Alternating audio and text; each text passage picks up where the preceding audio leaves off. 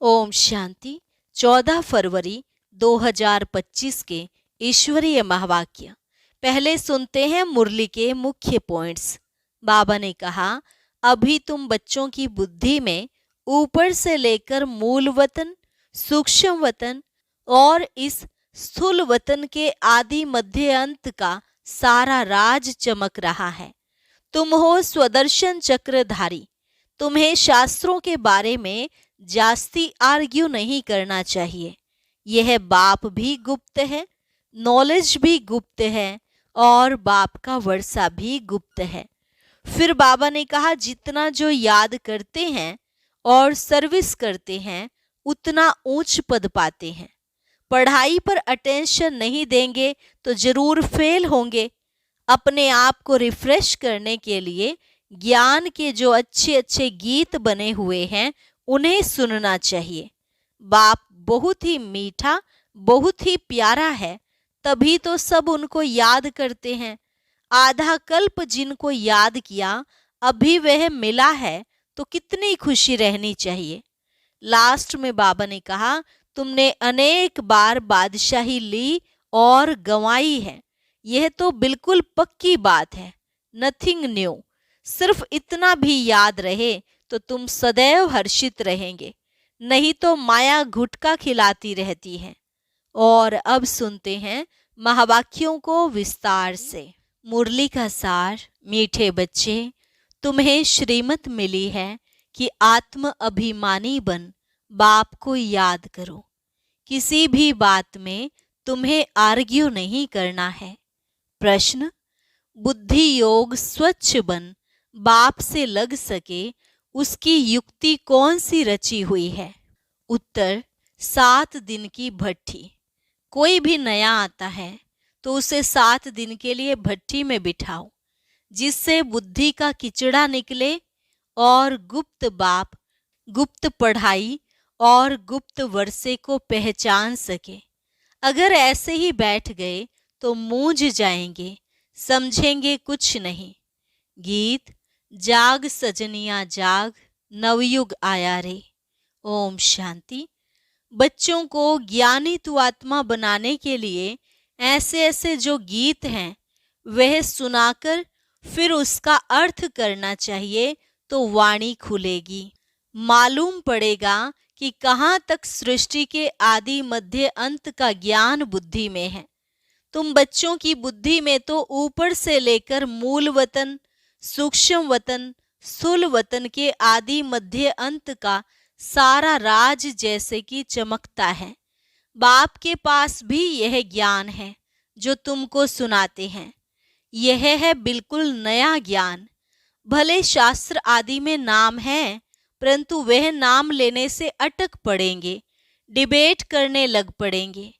यहाँ तो बिल्कुल सिंपल रीति समझाते हैं। भगवानुवाच, मुझे याद करो, मैं ही पतित पावन हूँ। कभी भी श्री कृष्ण को व ब्रह्मा विष्णु शंकर को पतित पावन नहीं कहेंगे। सूक्ष्म वतन वासियों को भी तुम पतित पावन नहीं कहते हो, तो स्थूल वतन के मनुष्य पतित पावन कैसे हो सकते? यह ज्ञान भी तुम्हारी बुद्धि में ही है। शास्त्रों के बारे में जास्ती आर्ग्यू करना अच्छा नहीं है, बहुत वाद विवाद हो जाता है, एक दो को लाठियां भी मारने लग पड़ते हैं। तुमको तो बहुत सहज समझाया जाता है। शास्त्रों की बातों में टू मच नहीं जाना है। मूल बात है ही आत्म अभिमानी बनने की।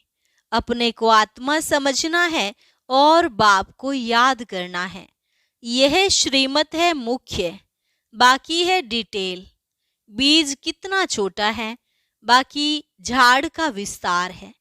जैसे बीज में सारा ज्ञान समाया हुआ है, वैसे यह सारा ज्ञान भी बीज में समाया हुआ है।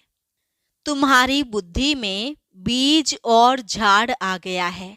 जिस प्रकार तुम जानते हो और कोई समझ ना सके। झाड़ की आयु लंबी लिख दी है। बाप बैठ बीज और झाड़ व ड्रामा चक्र का राज समझाते हैं। तुम हो स्वदर्शन चक्रधारी।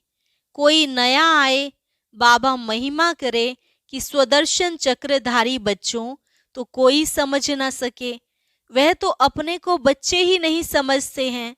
यह बाप भी गुप्त है तो नॉलेज भी गुप्त है, वर्षा भी गुप्त है। नया कोई भी सुनकर मूंझ पड़ेंगे, इसलिए 7 दिन की भट्ठी में बिठाया जाता है। यह जो 7 रोज भागवत व रामायण आदि रखते हैं, वास्तव में यह इस समय 7 दिन के लिए भट्ठी में रखा जाता है। तो बुद्धि में जो भी सारा किचड़ा है वह निकाले और बाप से बुद्धि योग लग जाए। यहाँ सब हैं रोगी। सतयुग में यह रोग होते नहीं, यह आधा कल्प का रोग है। 5 विकारों का रोग बड़ा भारी है। वहां तो देही अभिमानी रहते हैं। जानते हो, हम आत्मा एक शरीर छोड़ दूसरा लेती हैं, पहले से साक्षात्कार हो जाता है। अकाले मृत्यु कभी होता नहीं। तुमको काल पर जीत पहनाई जाती है। काल काल महाकाल कहते हैं। महाकाल का भी मंदिर होता है। सिख लोगों का फिर अकाल तख्त है। वास्तव में अकाल तख्त यह भ्रिकुटी है, जहां आत्मा विराजमान होती है। सभी आत्माएं इस अकाल तख्त पर बैठी हैं। यह बाप बैठ समझाते हैं। बाप को अपना तख्त तो है नहीं, वह आकर इनका यह तख्त लेते हैं। इस तख्त पर बैठकर तुम बच्चों को ताउसी तख्त नशीन बनाते हैं। तुम जानते हो वह ताउसी तख्त कैसा होगा, जिस पर लक्ष्मी नारायण विराजमान होते होंगे। ताउसी तख्त तो गाया हुआ है ना। विचार करना है, उनको भोलानाथ भगवान क्यों कहा जाता है। भोलानाथ भगवान कहने से बुद्धि ऊपर चली जाती है।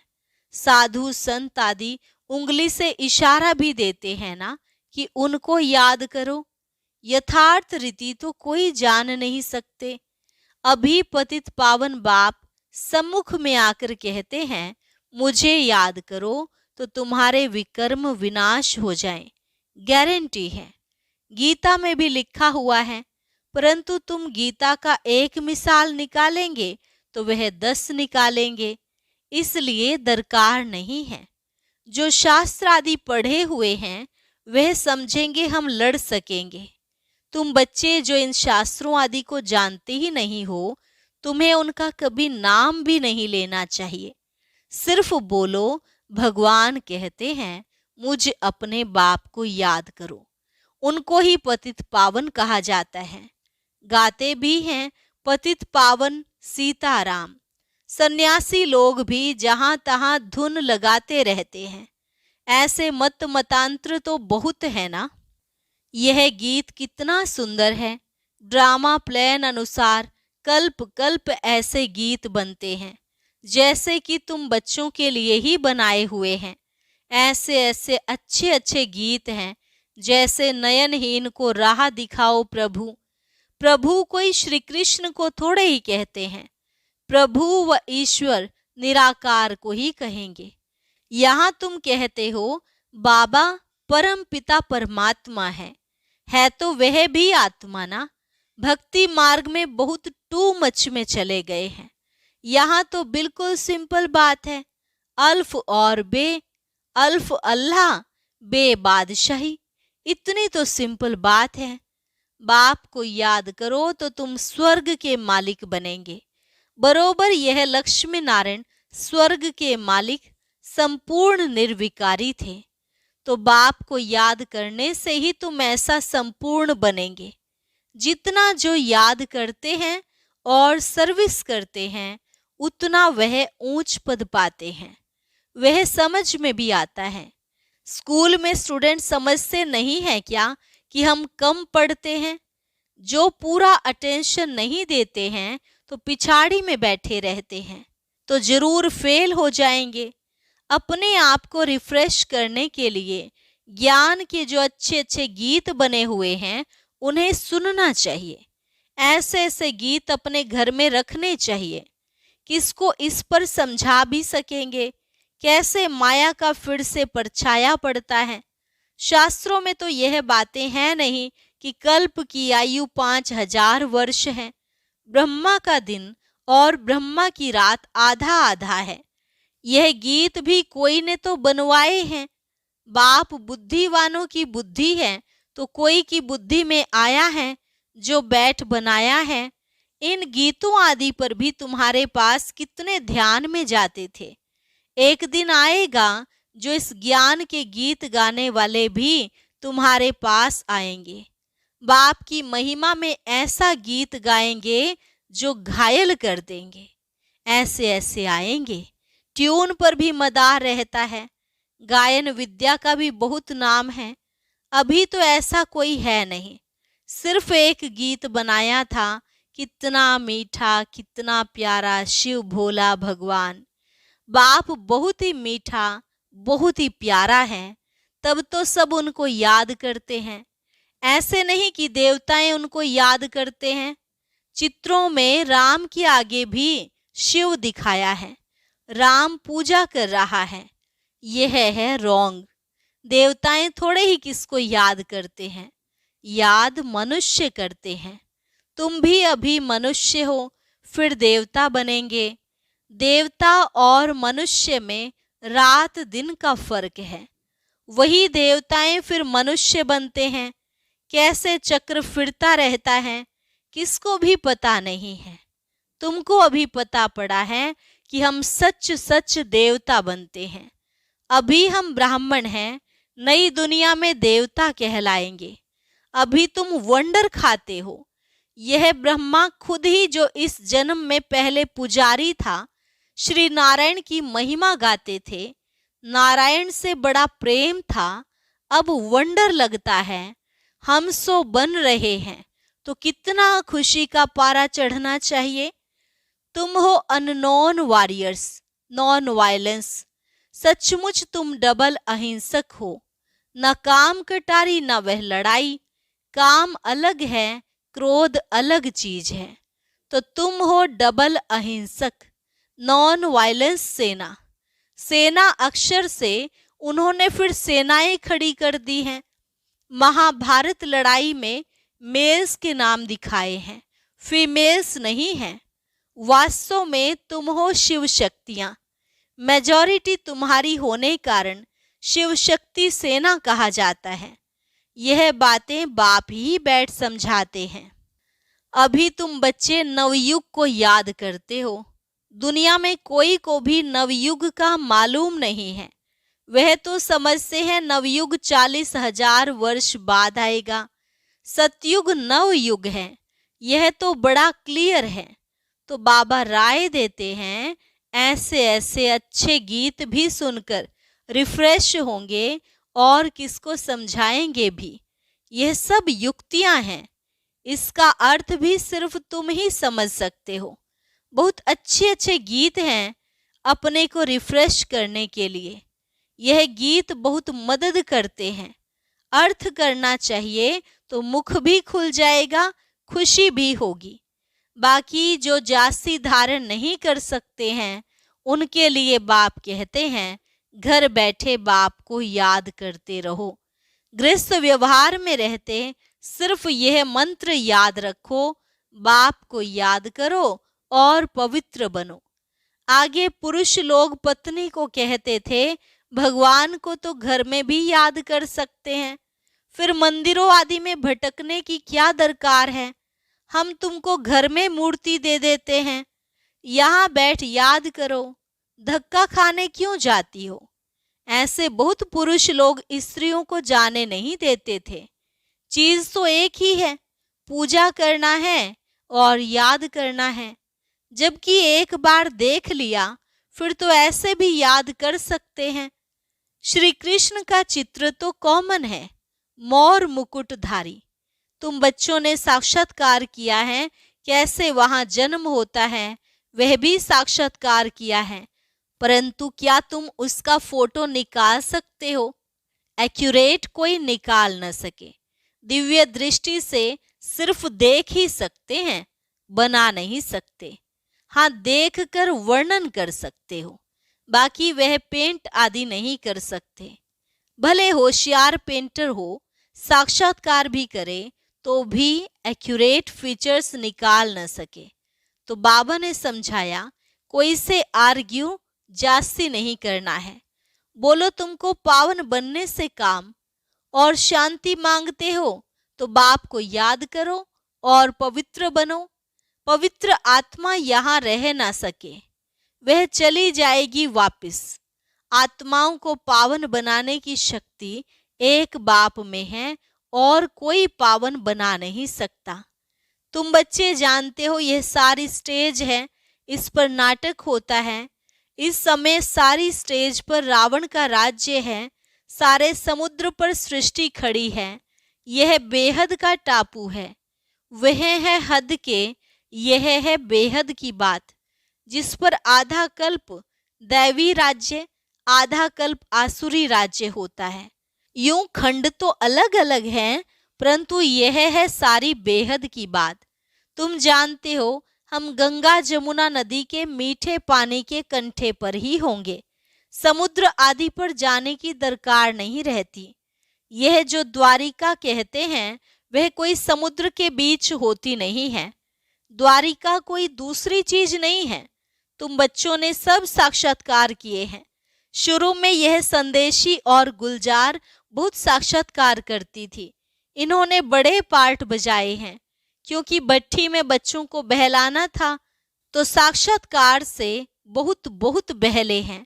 बाप कहते हैं फिर पिछाड़ी में बहुत बहलेंगे, वह पार्ट फिर और है। गीत भी है ना, हमने जो देखा सो तुमने नहीं देखा। तुम जल्दी जल्दी साक्षात्कार करते रहेंगे। जैसे इम्तिहान के दिन नजदीक होते हैं तो मालूम पड़ जाता है कि हम कितने मार्क्स से पास होंगे। तुम्हारी भी यह पढ़ाई है। अभी तुम जैसे नॉलेजफुल हो बैठे हो, सभी फुल तो नहीं होते हैं। स्कूल में हमेशा नंबरवार होते हैं। यह भी नॉलेज है। मूल वतन, सूक्ष्म वतन, तीनों लोकों का तुमको ज्ञान है। इस सृष्टि के चक्र को तुम जानते हो, यह फिरता रहता है। बाप कहते हैं तुमको जो नॉलेज दी है यह और कोई समझा न सके। तुम्हारे पर है बेहद की दशा। कोई पर बृहस्पति की दशा, कोई पर राहु की दशा होती है तो जाकर चंडाल आदि बनेंगे। यह है बेहद की दशा, वह होती है हद की दशा। बेहद का बाप बेहद की बातें सुनाते हैं, बेहद का वर्षा देते हैं। तुम बच्चों को कितनी ना खुशी होनी चाहिए। तुमने अनेक बार बादशाही ली है और गंवाई है, यह तो बिल्कुल पक्की बात है। Nothing new. तब तुम सदैव हर्षित रह सकेंगे।